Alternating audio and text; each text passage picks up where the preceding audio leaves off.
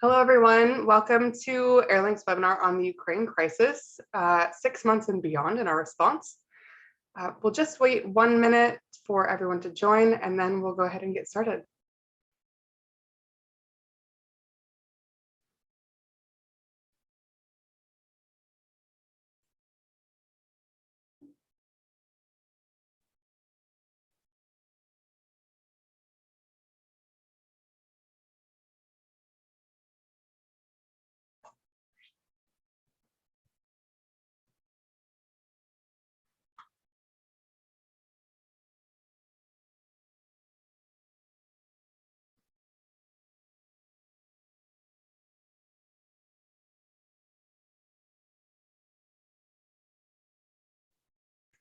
All right. Hello, everyone. Welcome again to Airlink's webinar on the Ukraine crisis response 6 months and beyond. Today, I'm pleased to share with you an update on Airlink's response to date. And I'm looking forward to today's discussion with our panelists, in which we'll talk about how our organizations have adapted, the barriers that remain, and what's next for the humanitarian community as we continue to respond to the changing needs of this crisis. As we get into our panel discussion, please feel free to drop questions in the Q&A box, and we'll try and answer if time allows. So without further ado, I'll jump right in. In the first 6 months of the Ukraine conflict, Airlink has launched its largest response ever. Thanks to the steadfast support of airlines, generous donors, collaborative logistics partners, and a coalition of NGOs that is deeply connected to communities in crisis, we've delivered emergency relief to nearly 4 million Ukrainians so far, which is just a huge feat. Beginning in late February, Airlink mounted a rapid and sustained response to match the scale and the scope of the humanitarian needs in Ukraine and the surrounding countries. As of today, we worked with aviation to mobilize nearly 600 tons of critical aid and more than 500 responders for aid agencies and their community partners in Ukraine, Poland, Moldova, Romania, Slovakia, and Hungary. In addition, Airlink has worked to foster collaboration with the NGO community throughout this emergency, convening 5 coordination calls across 63 nonprofits and 128 participants. This part is a little less glamorous, and it often happens behind the scenes, but we really feel this collaboration is vital. NGOs not only share their struggles, but they also exchange information on security and safety issues, vendors to procure supplies locally, and help form partnerships to reach more people.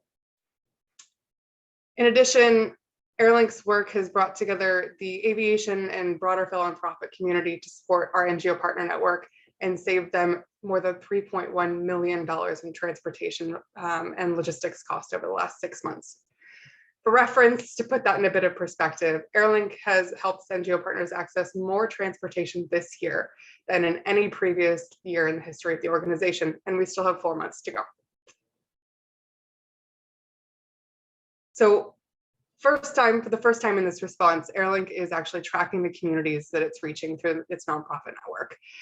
This is often thanks to logistics partners that continue to operate into areas deep in the conflict zone, but also through the local networks of our implementing NGOs, like the ones we'll be talking to today. Airlink has helped its NGO partners reach more than 80 communities across 6 countries in the region, reaching refugees as far west as Steege in Poland and as far east as Luhansk in Ukraine on the front lines of the conflict. We recognize the value of working not only with large international NGOs with proven track records of response around the world, but also local organizations and diaspora groups with recognized and deep ties to the communities in which they operate.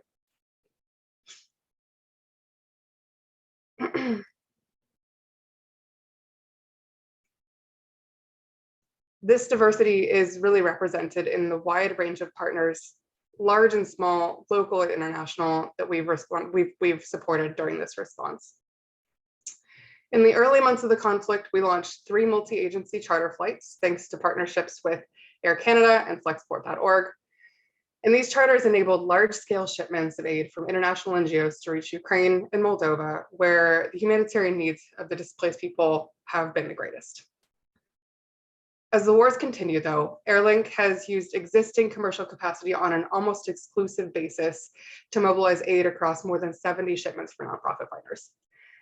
This is thanks to new and long-time partnerships with commercial airlines like American Airlines, Amerijet, British Airways, United Airlines, and Virgin Atlantic, as well as new and old friends in the logistics community like Flexport.org, Seco Logistics, and Priority Worldwide Services. We're truly proud to call them our partners, and we're excited to continue to grow the network of support that's available to our NGO network. By using this combination of charter flights and existing commercial capacity, Airlink has been able to leverage economies of scale to give more than 40 nonprofit organizations access to efficient, fast transportation for their relief supplies at no cost to them, of course, while ensuring commercial aircraft fly full. This immense response program has been made possible in large part by the commercial aviation community. Airlines that have continued to donate space long after this conflict has fallen out of the headlines, as well as aviation finance, airports, manufacturers, and more.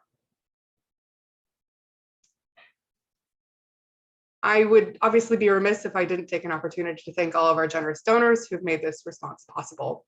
In particular, I'd like to thank ISTAT and the ISTAT Foundation and ISTAT members and member companies, the GE Foundation, Air Lease Corporation, the Buddha Tsuchi Charitable Foundation, Airport Councils International and their members, and thousands of individual donors, companies, and foundations who also gave in support of the response. And this financial support is really key to what we do. While Airlink has, of course, received an overwhelming amount of support from in-kind transportation from the aviation community, gifts from donors allow us to ensure our NGO partners can send their responders and their supplies at no cost at all by covering ground transport, customs clearance, and other logistics costs, and when it's not available, free of charge, air transport. Without transportation assistance like this, we know that many of our partners would not be able to launch the responses proportionate to the needs or respond as quickly as has been needed. So thank you.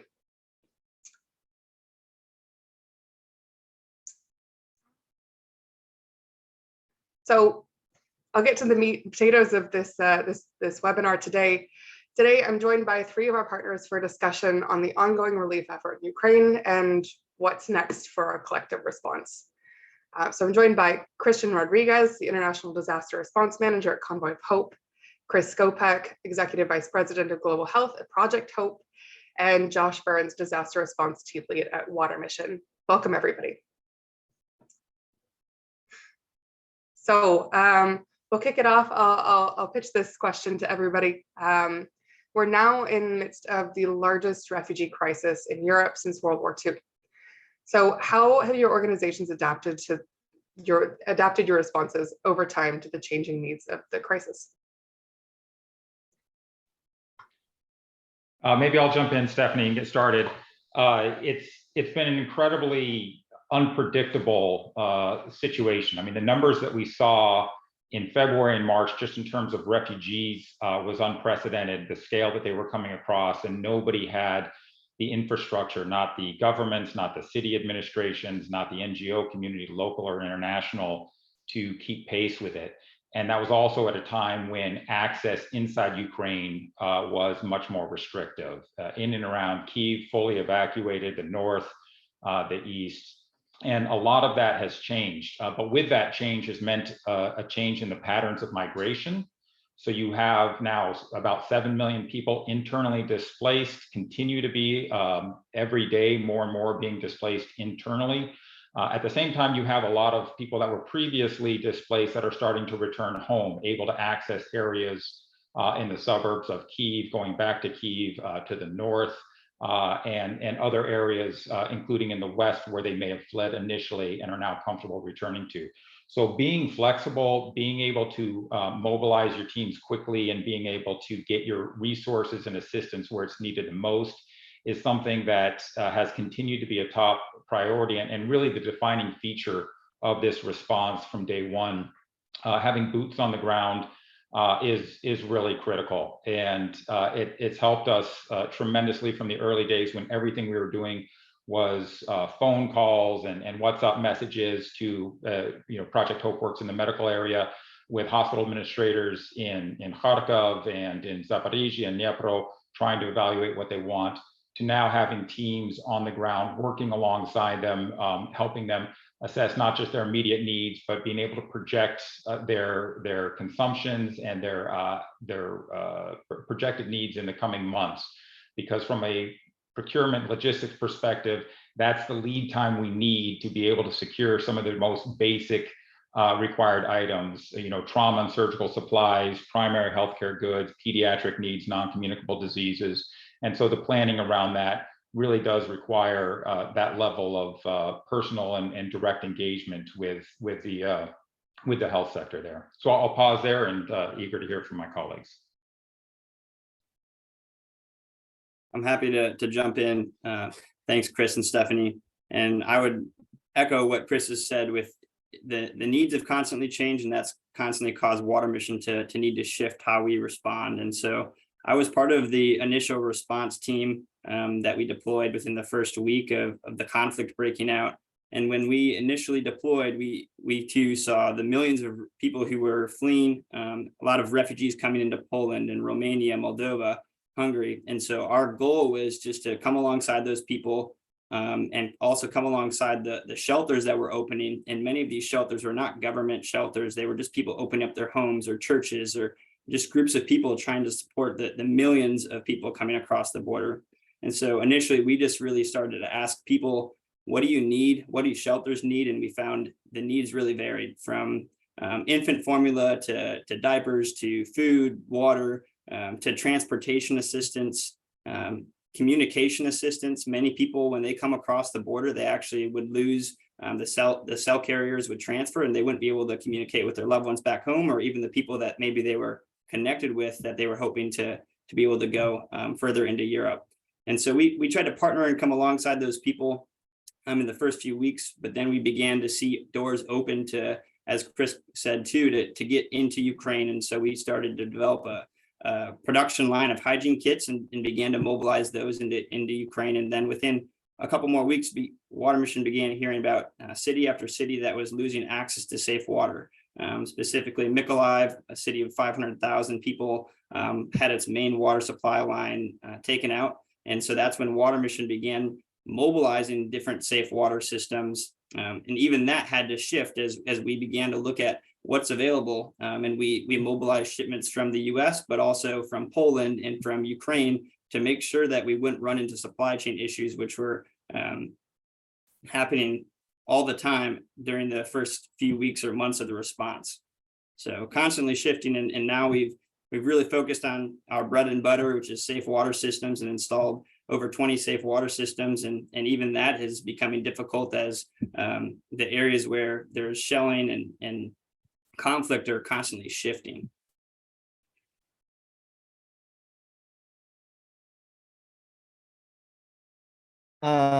So for us at Convoy of Hope, this has been the largest response that we have done. When it comes to the Ukraine war, the biggest challenges that we faced were the scope and the length of time.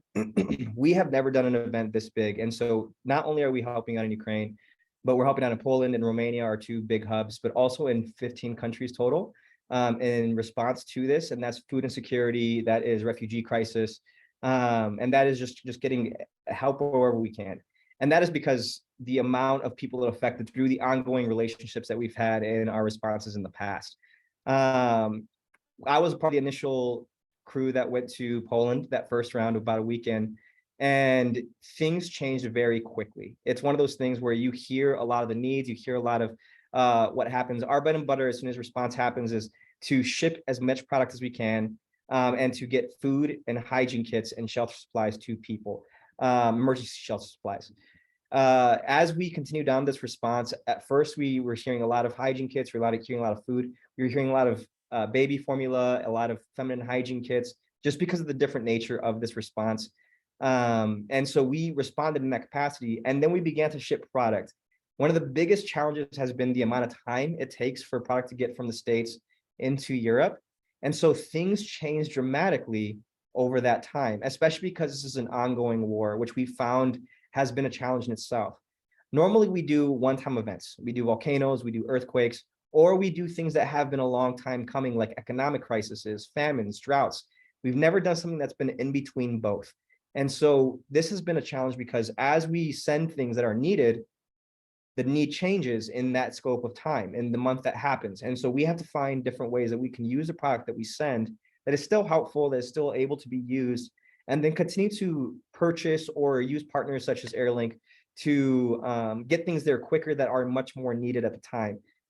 Hygiene kits were a big one. Feminine hygiene kits were a big one at first, but now those are slowly changing. Food is difficult to ship into the EU and so into Poland. And so trying to figure out how we can get food products into Ukraine through using the EU, through using Romania, through T1ing it into specific areas. This has been a very, very different response in all that Convoy has done. And it's required a lot of adaptability, a lot of flexibility in what we learn and what we're able to do. And so there are times that we have to say no to certain things. And then there's other times that something opens up and we're able to say yes. There are times when we've said yes to things before and we have to change things up and say no now. And that's just the scope of it continuing to be ongoing. We don't know the end of this war. We hope that it's going to end very, very soon. But we just continue to plan for the long term. And so we've continued to make this plan that we will be in there for 5 to 6 years. Just trying to figure out how we can continue to help in the response, continue to help in the long term, whenever this war does end. Yeah, absolutely. Thanks for that. And you all have touched on the fact that there are many challenges to responding in a conflict setting, in this particular conflict setting. And we're in the 7th month of the response now. And many of those challenges, Christian, as you're saying, still remain. Fighting corruption, identifying local partners, maintaining access to conflict-affected communities, supply chain, safety and security. So maybe we can just return to Chris, because I know you guys are working in Kharkiv and some of the hardest hit areas. What does your organization feel they need to address some of the ongoing challenges you face in delivering help to people who need it? Sorry, Stephanie, you froze just as you were posing the question. If you could just repeat the question. Sure. I was just saying, what does your organization feel that they need in order to address some of the challenges to providing health to, conflict affected communities, because you're working in some of those. Well, it's a number of things. I mean, when we started, it was all about medical resupply. It was get us things. We need more stuff. Basically, what was happening in February and in March was the military was essentially commandeering all of the trauma supplies in civilian hospitals and health facilities around the country and moving them to the front line.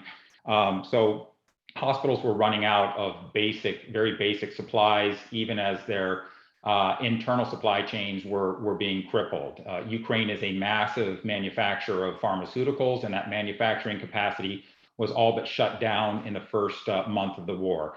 It is coming back online. It's getting better, and across the board, the ability to purchase and procure locally is improving, but it's still not great. Early on, every major vendor was trying to clear out their warehouses because they didn't want to get stuck with a lot of stock and a lot of assets that they could functionally lose. Which meant when you tried to place orders, they said, yeah, we can get that for you 3 to 5 months down the road. Now it's improved a lot, but we did a procurement for basic primary healthcare supplies to support our mobile medical teams, and local vendors were able to provide about 20% of that quantity. So the rest is still coming internationally, coming through major vendors like IDA and IMRES. But there has been such a huge demand that all of these major global vendors around medical supplies are still way backlogged. And as a result, we take what we can get where we can get it, which means if we can't get it from Europe, where so much of our early procurement was coming and bringing it across by trucks, we find it in Dubai, we find it in Nairobi, we find it in Asia. We have to pay those costs of flight, and we have to, if we can get it donated, fantastic. But we did recently a $44,000 procurement of non-communicable disease kits and we spent $27,000 flying them to Warsaw and then transporting them to the east, to Zaporizhia, Dnipro, and Kharkov. So these challenges are still very real for us. We have more access today than we've had before. The front lines do change, but we are able to get into some of the hardest to reach areas. But maintaining that supply chain is a huge concern. It feels very fragile. And with winter coming, we are incredibly anxious about what the implications, not just for maintaining the supply chain around basic medical pharmaceuticals and medical supplies and equipment, but everything else that's needed for this population to survive what's going to be an incredibly scary winter ahead. Yeah, absolutely. And that's a great segue. Water is an incredibly important thing when it comes to surviving the winter. Pipes freeze, water gets a lot more scarce. So what's Water Mission doing to sort of overcome some of the challenges related to water, sanitation, hygiene? Yeah, exactly. We're facing a few different challenges that we're going to have addressed, and one of those that I was going to mention right off the bat is the change in climate.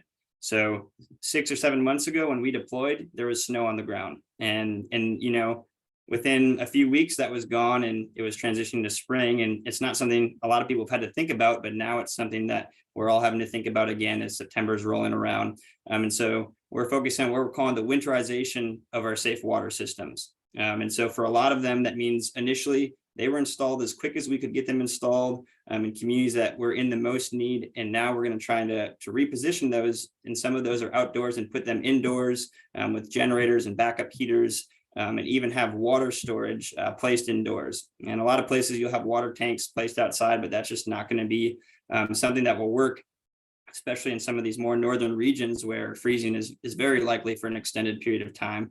So we're focusing on trying to get all of our systems winterized within the next few weeks, and just making sure that they'll be able to survive the winter. Like you said, pipes freezing, that would be a huge concern, and people really need safe water to survive. They can't go more than a few days without a constant source of safe water.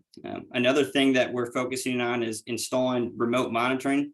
So it's not something a lot of people think about, but for safe water systems, it's extremely important to be able to know how these systems are working and how much water they're producing. It tells you a few different things. One, it tells you how much it's being used, which means how many people are using it. If you see it's being used a lot, maybe we need more safe water systems. And if it's not being used very much, or if it stops producing water, likely there's an issue. And so we do have local people on the ground who are operating and maintaining these systems, but remote monitoring really helps us to know in real time if there's been an issue, or maybe there's been shelling that's affected a system, and we can get a team there quicker to make sure that safe water is flowing. And so we've installed those 20 safe water systems I talked about. We have a plan to install another 20 safe water systems, and all of those systems we've already planned to put remote monitoring on to help face that issue of really this winter coming and constant shelling and the change of where the front lines are. And Christian, you were talking about you guys do a wide range of things. So what sort of things is your organization going to need to address those ongoing challenges you were talking about? The biggest thing we need is information. So the logistics, we are blessed to have a team of refugees who understand logistics as a whole. So they understand the transport lines, they understand how to get things from point A to point B, shipping, import, not just into Poland, but also into Ukraine. But those things are always changing. There were times when we heard that things were acceptable in the beginning of the response that as time went on, were no longer acceptable to import. So as we continue down this response, the more information we have about where refugees are going, where the safe areas are, where they are not, those help us in understanding where we're able to distribute. Our team is working very hard to understand, okay, we can ship here, we can't ship here. And if it is a dangerous area, what kind of vehicle to use? And so they're always keeping their ear to the ground on the safety and transport of these goods for refugees or people displaced in country. So that is probably the biggest thing that convoy needs is all of that information, as well as any opportunities that we may have to overcome some of those challenges that might come our way. The timing of shipments was a big one, and luckily we were able to find partners to help us with getting things there quicker. And so any kind of information that we can get just helps us have an opportunity to respond in a more efficient way and respond to a larger demographic of people.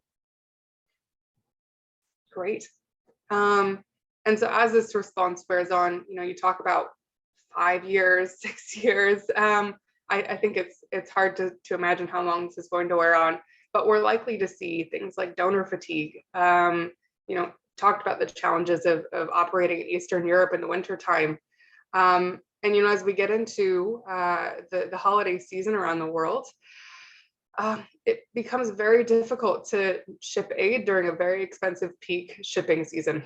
And no matter how much money you have, sometimes it's not enough to move things.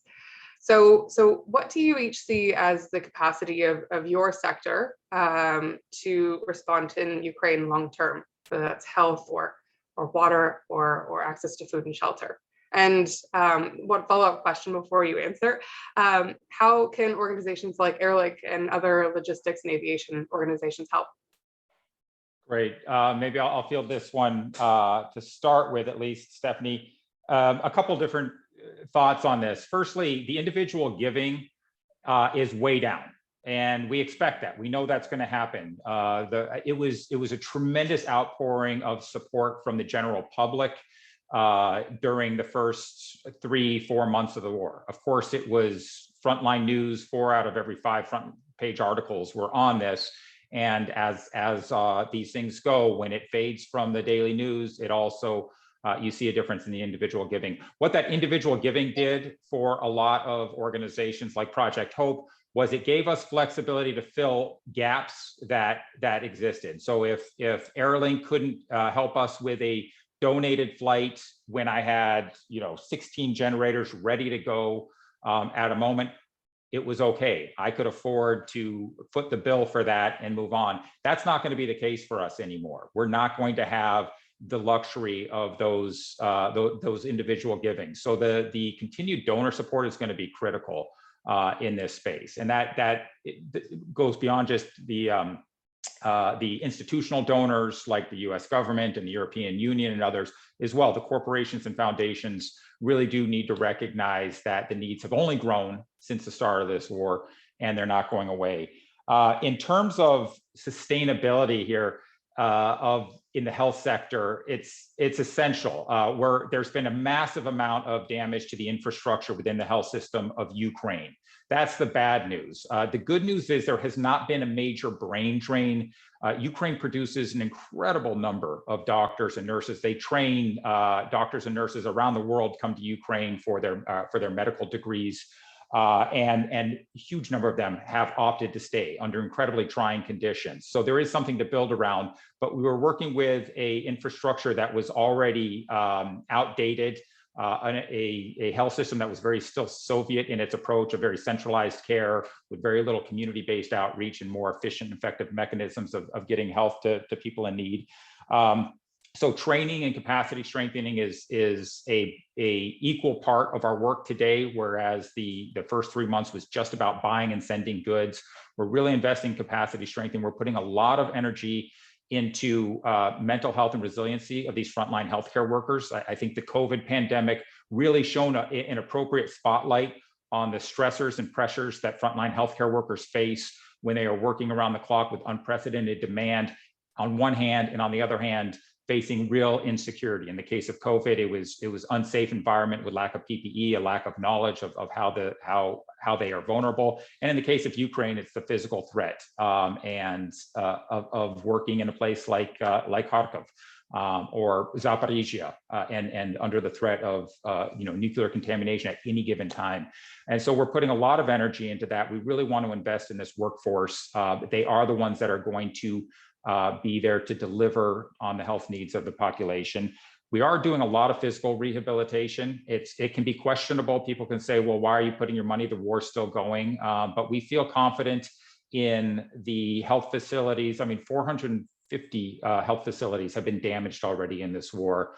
And those around in the north, Chernihiv, Bucha, Irpin, these places, we feel confident that the most effective means of getting them back up and running is basic rehabilitation and renovation, rather than just continuously relying on mobile medical teams, which we know is probably the least sustainable approach. And then I think the last thing I'll say on this is really an investment in local partners. Project Hope is very dedicated to the concept of localization of aid. We have a lot of programs we're very proud of long-term capacity strengthening of local NGOs, but we have to be realistic about what that means. There are a lot of very capable organizations. Civil society was very robust in Ukraine prior to the war, and yet you cannot take a local organization that operated on $50,000 or $100,000 a year in annual revenue and expect them to take subgrants of $2-3 million and program it responsibly in a matter of months. We have to do this in stages. We have to grow that capacity. So we've adopted a hybrid approach of taking on local partners through certain aspects of our work and doing a lot of direct implementation ourselves. But we do see that shifting over time with more and more of our programming and our aid delivery going through those local partners. That's great. Josh?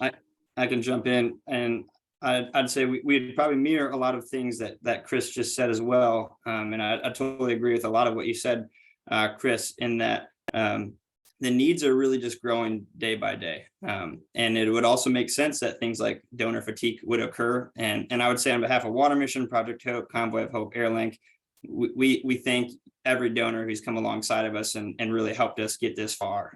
We couldn't do our work without people who are really funding the response.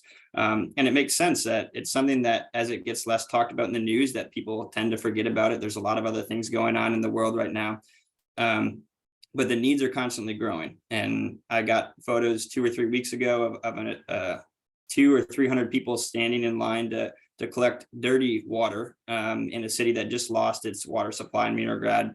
And pretty much, every week there's a new city, or there's a new set of people who are going without safe water, and the needs are just going to grow. And same in Mykolaiv, the city water that they have there is not drinkable, but each day the water is actually getting worse due to the damage that occurred from the shelling. And so their water there is salty or brackish, but it's actually getting worse and worse because that salt water is eroding all the city water, the city pipes. And so all the infrastructure is really eroding away with each day.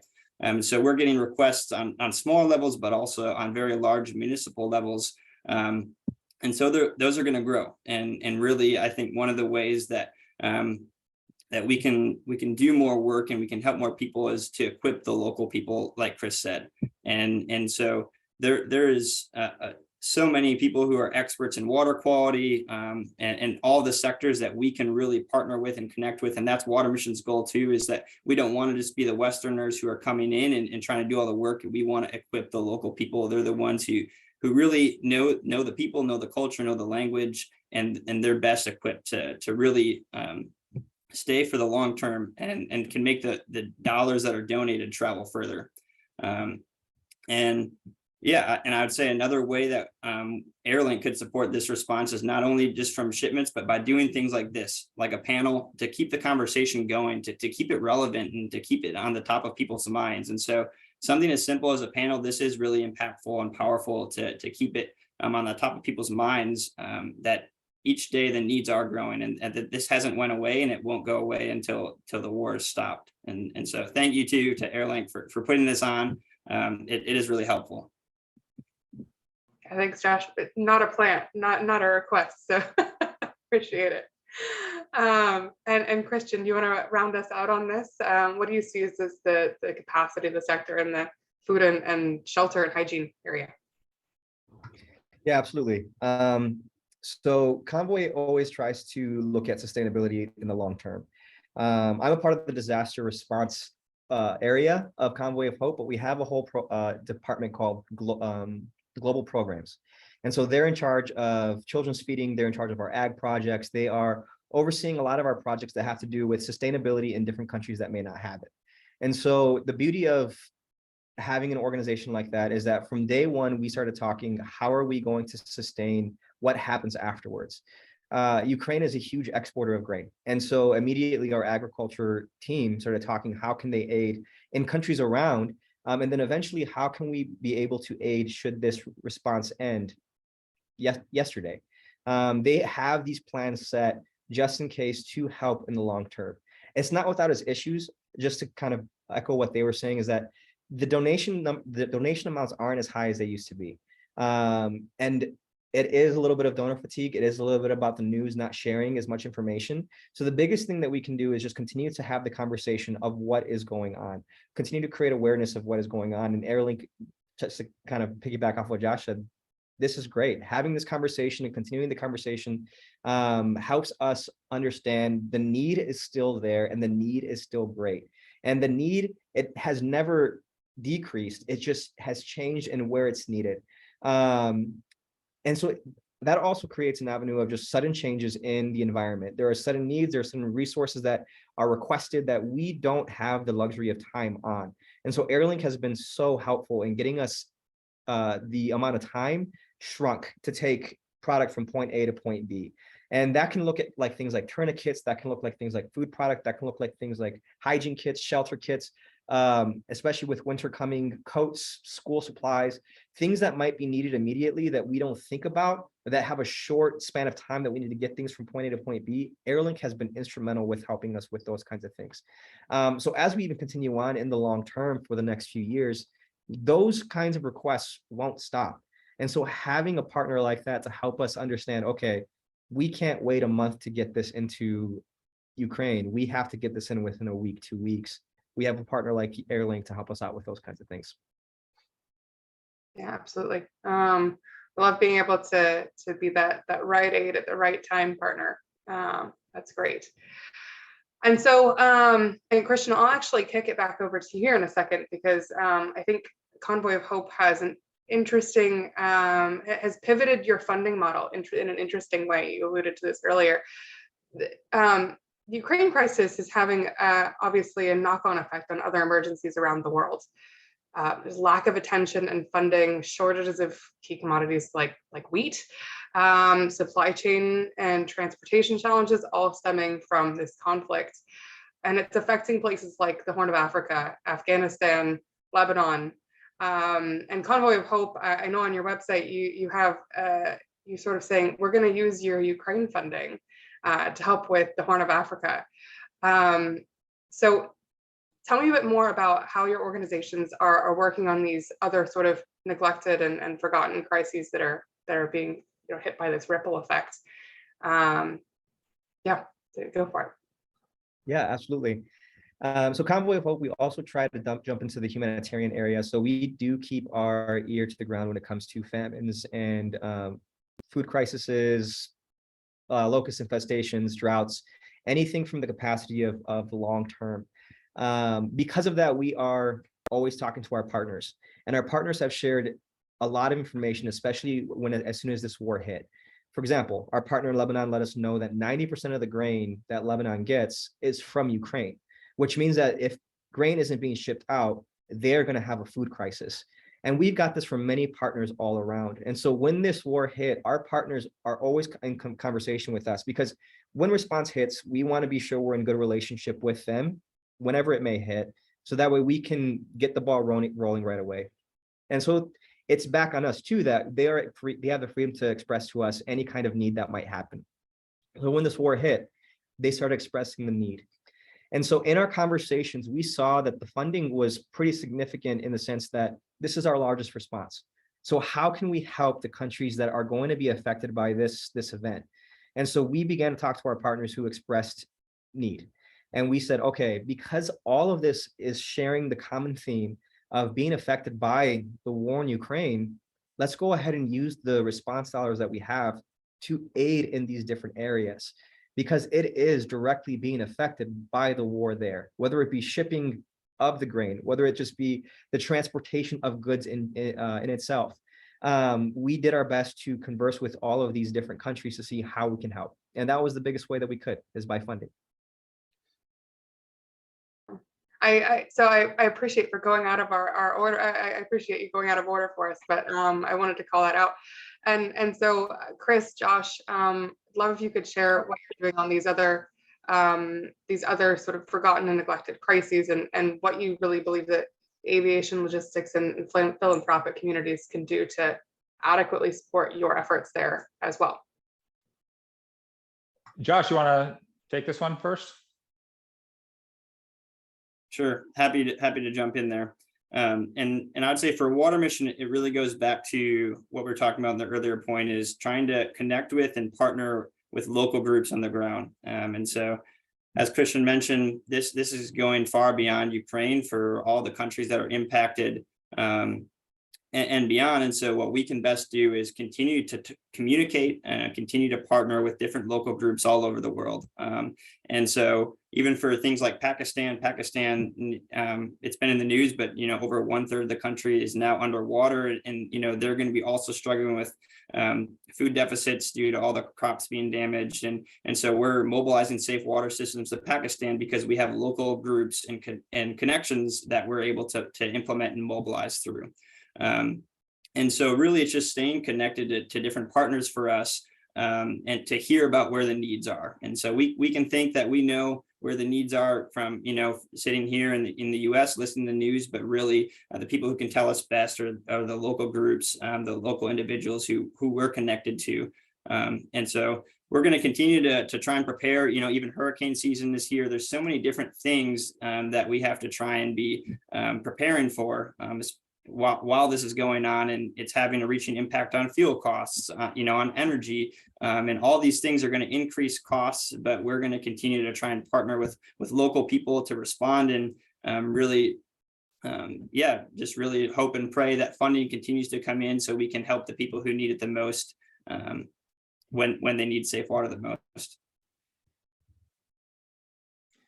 Yeah, I think the only thing I would add to that is we can say the same about the big institutional donors, and this is really important. USAID and the UK, the European Union, for sure, their level of support to Ukraine has come at the cost of other humanitarian crises around the world, and that will continue. We understand as government donors that their aid in some ways is also very politically driven, and it's just a reality that we have to contend with. We talked about what's happening in Pakistan, but Afghanistan, Yemen, Somalia, the crisis in Tigray, in Venezuela. I mean, it's always a challenge for us trying to advocate for needs. Not try to steal from Peter to give to Paul, but recognize that we are facing more people displaced from their homes today than at any time ever since World War II.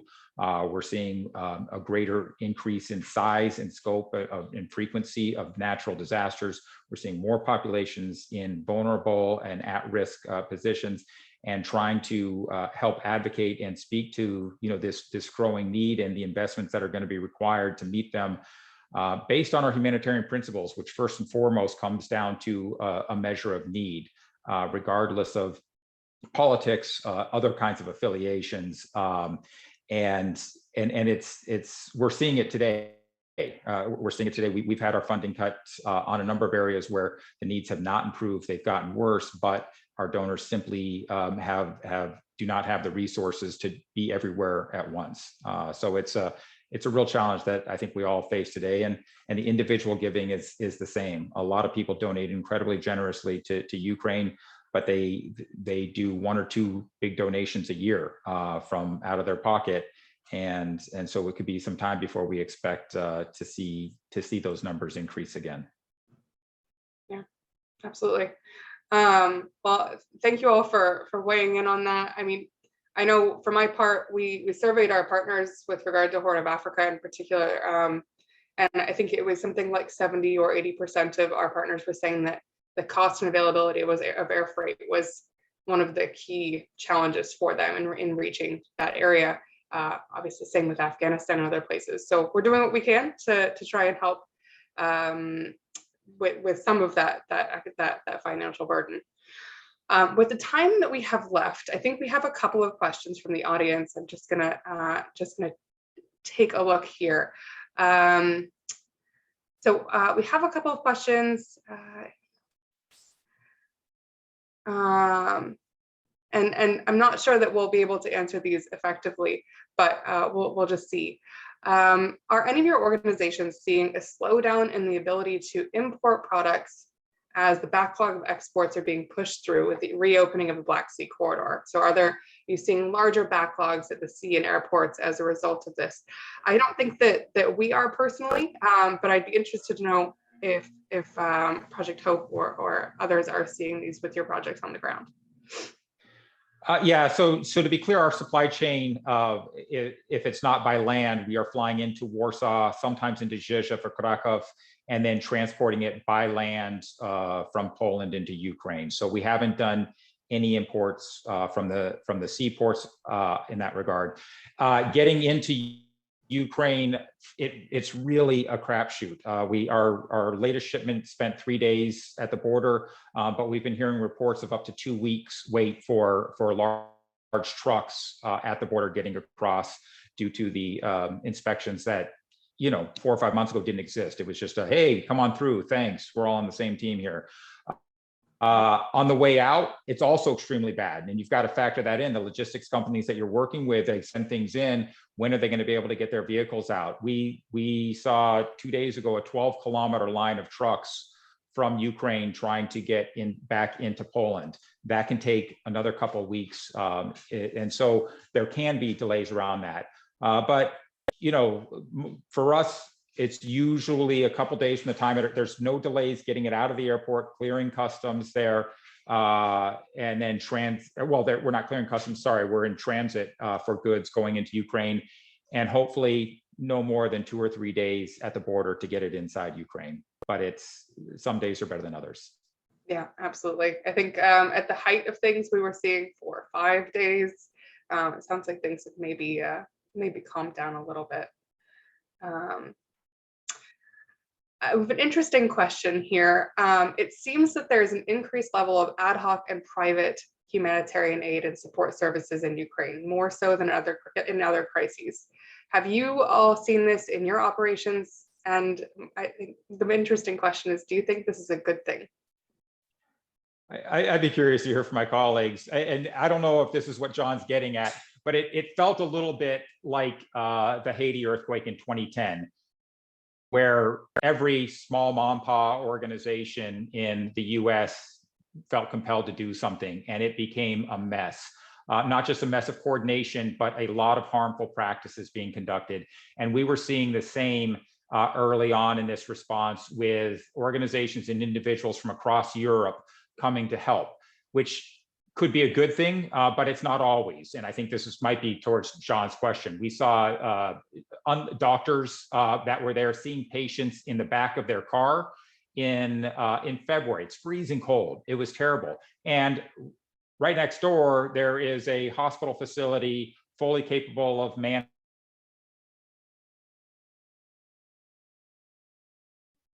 I don't know if the medicines he's giving out are any good. There's just no regulation. Not to mention the bigger issue, much bigger issue, was around protection, because there was a huge potential for exploitation of young women and girls. There were people just putting people on buses. There was no vetting or anything else, getting them and saying, hey, come with us to the Netherlands. We've got a place for you to stay. UNHCR had no idea what was happening. IOM had no idea what was happening. The authorities had no idea what was happening. And how much exploitation took place there. We've heard some horrific stories. I don't know the scale of it, but yeah, not always all of this outpouring of support is always a good thing. It's endearing to see, because a lot of times most of the time it's genuine and meaningful, but it leaves a lot of very serious concerns about our overarching principle of do no harm. Absolutely. Yeah, I would echo what Chris is saying again. I think it can be a good and bad thing to have an outpouring of people who want to respond, especially maybe some smaller organizations. But it was especially a security concern in the first few weeks, where there's millions of people coming across the border.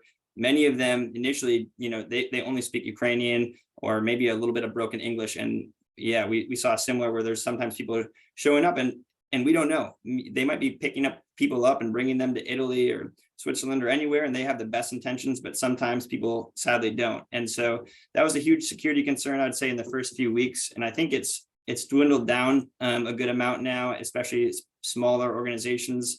They have less funding. So I haven't personally been seeing as many organizations involved in the Ukraine response since the first few weeks or month or so. And I also think it's because it is extremely difficult to get into Ukraine and begin to get established and to work there. And so I think, the organizations that are there now are really there for the long term. And so I think that the organizations that can support Ukraine long term and that are established there can really do some impactful and meaningful work. And that's great. But I do think it is really difficult. So we saw a lot of organizations who really wanted to help and reached out to us and said, hey, how can we help? But they weren't actually able to get into Ukraine or to support directly. And so sadly, some things you just can't do unless you can get into the country and start mobilizing resources that way. Yeah, and I'll just echo what they said. It was in the very beginning, it was a lot tougher because you had a bunch of refugees who had nowhere to go.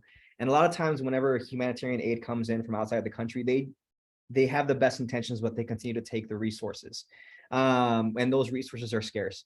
And so that was probably the trickiest part, especially on our side of things, was that we would constantly come in contact with people who were like, hey, we want to come on in. We would like to join and help out with man hours and hands to help out. And like, I'm sorry, like right now, they don't have space for anybody. We can't take anybody else. And we even heard it from many refugees saying that the best help you can give is the dollar that you can give us from where you're at, because of the resources that were taken.